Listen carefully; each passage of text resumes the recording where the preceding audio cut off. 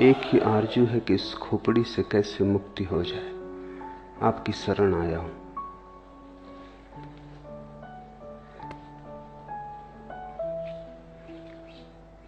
खोपड़ी से मुक्त होने का ख्याल भी खोपड़ी का ही है।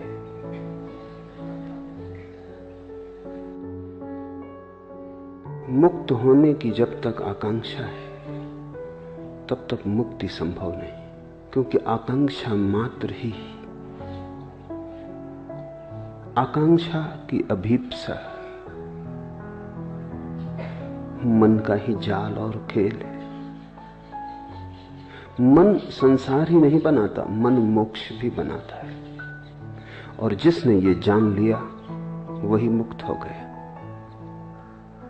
साधारणतः ऐसा लगता है मन ने बनाया है संसार, तो हम मन से मुक्त हो जाएं तो मुक्त हो जाएंगे। वही भूल हो गई, वही मन ने फिर धोखा दिया, फिर मन ने चाल चली, फिर मन ने जाल फेंका, फिर तुम उलझे, फिर नया संसार बना। मोक्ष भी संसार बन जाता है। संसार का अर्थ क्या है जो उलझा ले? संसार का अर्थ क्या है जो अपेक्षा बन जाए, वासना बन जाए?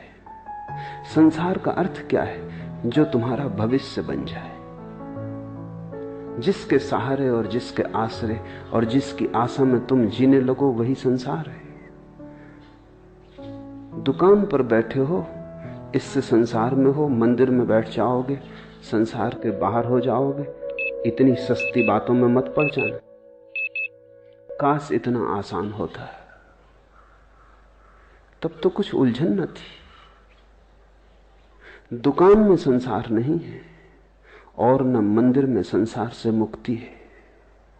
अपेक्षा में, आकांक्षा में, आशा में संसार है, सपने में संसार है। तो तुम मोक्ष का सपना देखो तो भी संसार में हो।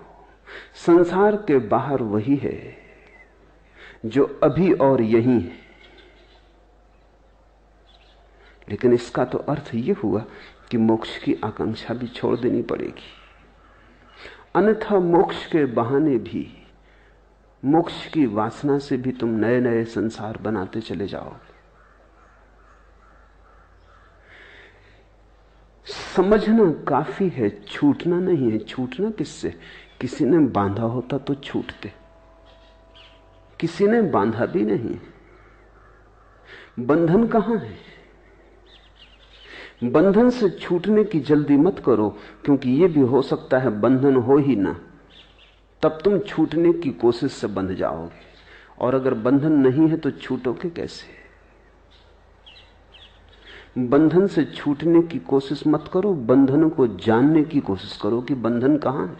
पूछो, जिज्ञासा करो, वासना मत करो। विपरीत की वासना भी वासना है। तुम कुएं से बचते हो, खाई में गिर जाते हो। इससे क्या फर्क पड़ेगा कि तुमने गिरने का ढंग बदल लिया? तुम बाएं गिरे कि दाएं गिरे, इससे क्या भेद पड़ता है? जिज्ञासा करो कि बंधन कहां है, बंधन क्या है। बंधन को भर आंख देखो, इसी को बुद्ध ध्यान कहते हैं, अप्रमाद कहते हैं कि बंधन को भरी आंख से देखो। तुम्हारे देखने देखने में तुम पाओगे बंधन पिघला, बंधन गया, क्योंकि बंधन तुम्हारी मूर्छा है। अगर तुम जाग के देखोगे कैसे टिकेगा? बंधन वस्तुतः होता तो मुक्ति का कोई उपाय न था। बंधन केवल ख्याल है, बात में से बात निकल आई है, कहीं कुछ है नहीं। एक युवक भिक्षु नागार्जुन के पास आया और उसने कहा कि मुझे मुक्त होना है, और उसने कहा कि जीवन लगा देने की मेरी तैयारी है, मैं मरने को तैयार हूं, लेकिन मुक्ति मुझे चाहिए, कोई भी कीमत हो चुकाने को राजी हूं। अपनी तरफ से तो वो बड़ी समझदारी की बातें कह रहा था। चिन्मय ने भी यही पूछा है आगे प्रश्न में, सरफरोशी की तमन्ना अब हमारे दिल में है, देखना है जोर कितना बाजुए कातिल में है। उसने भी यही कहा होगा। नागार्जुन को कि मरने की तैयारी है, अब तुम्हारे हाथ में सब बात है। मुझसे न कह सकोगे कि मैंने कुछ कमी की प्रयास में, मैं सब करने को तैयार हूं। अपनी तरफ से वो ईमानदार था, उसकी ईमानदारी पर शक भी क्या करें। मरने को तैयार था, और क्या आदमी से मांग सकते हो। लेकिन ईमानदारी कितनी ही हो भ्रांत थी। नागार्जुन ने कहा ठहर, एक छोटा सा प्रयोग कर, फिर अभी इतनी जल्दी नहीं मरने मारने की, ये भाषा ही ना समझेगी, यहां मरना मारना कैसा। तो एक 3 दिन छोटा सा प्रयोग कर, फिर देखेंगे। और उससे कहा कि तू चला जा सामने की गुफा में, अंदर बैठ जा और एक ही बात पर चित्त को एकाग्र कर कि तू एक भैंस हो गया है। भैंस सामने खड़ी थी, इसलिए नागार्जुन को ख्याल आ गया कि तू एक भैंस हो गया है, सामने भैंस खड़ी है। उस युवक ने कहा जरा चिंतित होकर कि इससे मुक्ति का क्या संबंध। नागार्जुन ने कहा वो हम 3 दिन बाद सोचेंगे, बस तू 3 दिन बिना खाए पिए बिना सोए एक ही बात सोचता रहे कि तू भैंस हो गया है। 3 दिन बाद मैं हाजिर हो जाऊंगा तेरे। अगर तू इसमें सफल हो गया तो मुक्ति बिल्कुल आसान है, फिर मरने की कोई जरूरत नहीं। उस युवक ने सब दांव पे लगा दिया। वो 3 दिन न भोजन किया न सोया। 3 दिन अहिर्निश उसने एक ही बात सोची कि मैं भैंस हूं। अब 3 दिन अगर कोई सोचता रहे भैंस है, वो भैंस हो गया। हो गया नहीं कि हो गया, उसे प्रतीत होने लगा कि हो गया। एक प्रतीति पैदा हुई, एक भ्रम जाल खड़ा हुआ। जब तीसरे दिन सुबह उसने आंख खोल के देखा तो वो घबराया, वो भैंस हो गया था। और भी घबराया क्योंकि अब बाहर कैसे निकलेगा। गुफा का द्वार छोटा था, आए तब तो आदमी थे, भैंस थे, उसके बड़े सींग थे। उसने कोशिश भी की तो सींग अटक गए। चिल्लाना चाहा तो आवाज तो ना निकली, भैंस का स्वर निकला। जब स्वर निकला तो नागार्जुन भागा हुआ पहुंचा। देखा युवक है, कहीं कोई सींग नहीं है, मगर सींग अटक रहे हैं। कहीं कोई सींग नहीं है, वो आदमी जैसा आया था वैसे ही है। लेकिन 3 दिन का आत्मसम्मोहन, 3 दिन का सतत सुझाव, 3 बार भी सुझाव तो परिणाम हो जाते हैं। 3 दिन में तो करोड़ों बार उसने सुझाव दिए होंगे। फिर बिना खाए बिना सोए। जब तुम 3 दिन तक नहीं सोते तो तुम्हारी सपना देखने की शक्ति इकट्ठी हो जाती। 3 दिन तक सपना नहीं देखा, जैसे भूख इकट्ठी होती है 3 दिन तक खाना ना खाने से, ऐसा 3 दिन तक सपना ना देखने से सपना देखने की शक्ति इकट्ठी हो जाती। 3 दिन की सपना देखने की शक्ति, 3 दिन की भूख में भी जितना शरीर कमजोर हो जाता उतना मन मजबूत हो जाता है। भूख से शरीर तो कमजोर होता है, मन मजबूत होता है। इसलिए तो बहुत से धर्म उपवास करने लगे और बहुत से धर्मों ने रात्रि जागरण किया। अगर रात भर जागते रहो तो परमात्मा जल्दी दिखाई पड़ता है, सपना इकट्ठा हो जाता है। अभी इस पर तो वैज्ञानिक शोध भी हुई है और वैज्ञानिक भी इस बात पर राजी हो गए हैं कि अगर तुम बहुत दिन तक सपना ना देखो तो हेलुसिनेशंस पैदा होने लगते, फिर तुम जागते में सपना देखने लगोगे, आंख खुली रहेगी और सपना देखोगे। सपना एक जरूरत है, सपना तुम्हारे मन का निकास है, रेचन है। 3 दिन तक जागता रहा, सपने की शक्ति इकट्ठी हो गई। 3 दिन भूखा रहा, शरीर कमजोर हो गया। ये तुमने कभी ख्याल किया, बुखार में जब शरीर कमजोर हो जाए तो तुम ऐसी कल्पनाएं देखने लगते हो जो तुम स्वस्थ हालत में कभी ना देखोगे। खाट उड़ी जा रही, तुम जानते हो कि कहीं उड़ी नहीं जा रही, अपनी खाट पे लेटे हो, मगर शक होने लगता है क्या गया है तुम्हें। शरीर कमजोर है। जब शरीर स्वस्थ होता है तो मन पर नियंत्रण रखता है, जब शरीर कमजोर हो जाता है तो मन बिल्कुल मुक्त हो जाता है।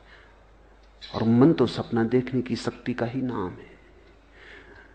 बीमारी में लोगों को भूत प्रेत दिखाई पड़ने लगते हैं, स्त्रियों को ज्यादा दिखाई पड़ते हैं पुरुषों की बजाय, बच्चों को ज्यादा दिखाई पड़ते हैं प्रौढ़ों की बजाय। जहां जहां मन कोमल है और शरीर से ज्यादा मजबूत है, वहीं वहीं सपना आसान हो जाता है। 3 दिन का उपवास, 3 दिन की अनिद्रा, और फिर 3 दिन सतत एक ही मंत्र। यही तो मंत्र योग है।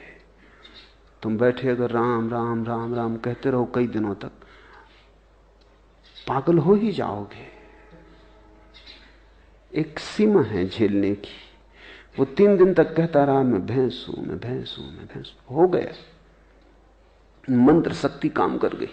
लोग मुझसे पूछते मंत्र शक्ति, उनको मैं ये कहानी कह देता हूं, ये मंत्र शक्ति है।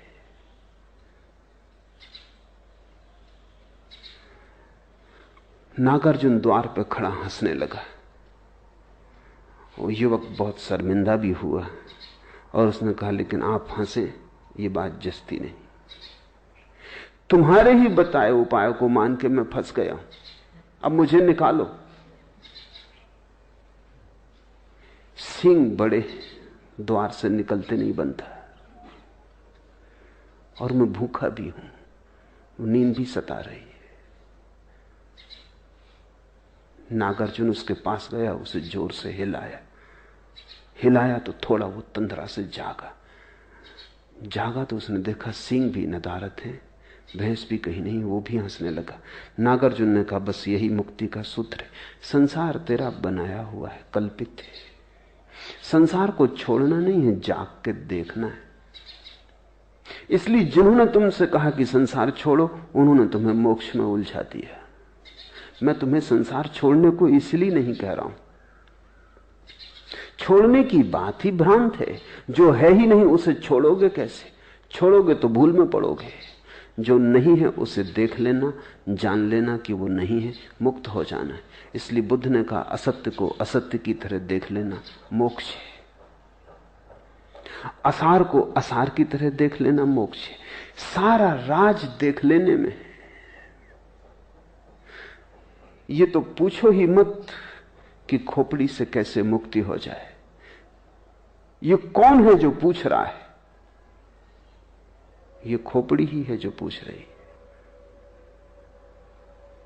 अगर इस खोपड़ी की बात मान के चले तो इससे तुम कभी मुक्त ना हो पाओगे। जाग के देखो कौन पूछता है, गौर से सुनो कौन प्रश्न उठाता है। ये कौन है जो मुक्त होना चाहता है? क्यों मुक्त होना चाहता है? बंधन कहां है? और जिसने भी जाग के देखा वो हंसने लगा, क्योंकि बंधन उसने कभी पाए नहीं। जागने में कोई बंधन नहीं। इसलिए बुद्ध चिल्ला चिल्ला के कहते, प्रमाद में मत जियो, अप्रमाद, जागो, होश में आ जाओ। और तुम कहीं भी गए नहीं हो, तुम वहीं हो जहां तुम्हें होना चाहिए। भैंस तुम कभी हुए नहीं, तुम वही हो जो तुम हो, तुम परमात्मा हो।